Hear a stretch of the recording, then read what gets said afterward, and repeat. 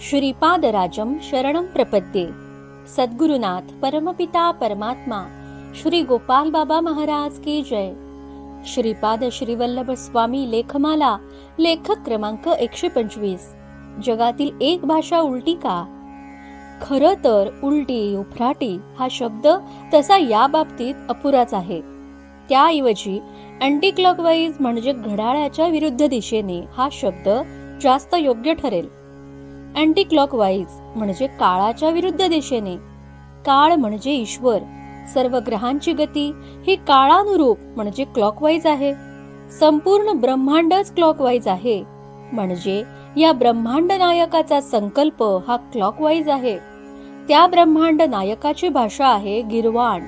गीर्वाण म्हणजे संस्कृत। संस्कृतच्या विरोधात असतं ते असंस्कृत। एक हुशार विद्यार्थी आहे आणि त्याचा उद्या शेवटचा अतिशय महत्वाचा, आयुष्याला वेगळी दिशा कलाटणी नवीन क्षितिजावर घेऊन जाणारा लेखी पेपर आहे। त्यासाठी त्यानं कितीतरी वर्षे अतोनात मेहनत घेतली आहे। त्यातून त्याला त्याच्या आयुष्याचं रामराज्य करायचं आहे। म्हणून तो उद्या पहाटे ब्रह्ममुहूर्तावर 4 वाजता उठून आपल्या तयारीवर एक ओव्हरलुक करत शेवटचा हात फिरवणार आहे। यासाठी त्याने त्याच्या उशाला असलेल्या टेबलावरील घड्याळावरचा 4चा अलार्म लावून ठेवून तो निश्चिंत गाढ झोपी गेला आहे।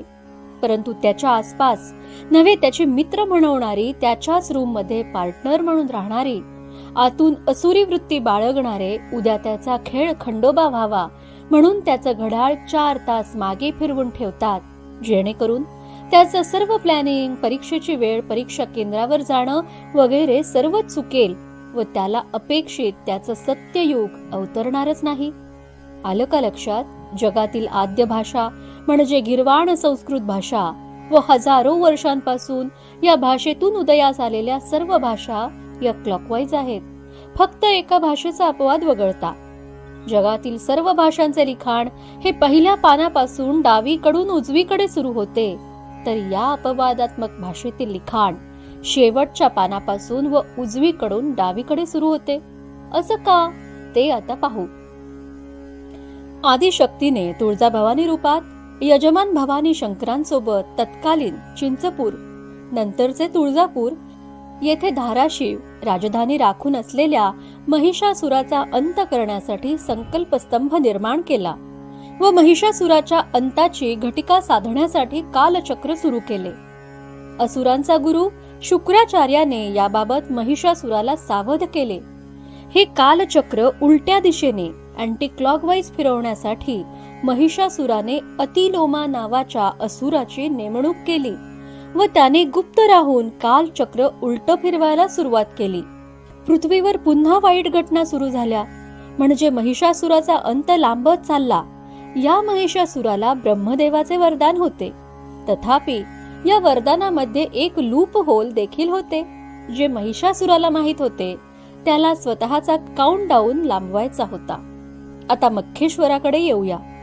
पश्चिमेत अनाचार माजला म्हणून 10वा राजा भोज आपला सेनापती कालिदास व सैन्यासह पश्चिमेत परिस्थिती पूर्ववत करण्यासाठी मक्केश्वराला पोहोचला, तेव्हा तेथील परिसरातील कत्तल केलेल्या जनावरांची हाडे, कत्तलीचे रक्त व एकूणच भीषण परिस्थिती भोज राजाने पाहिली।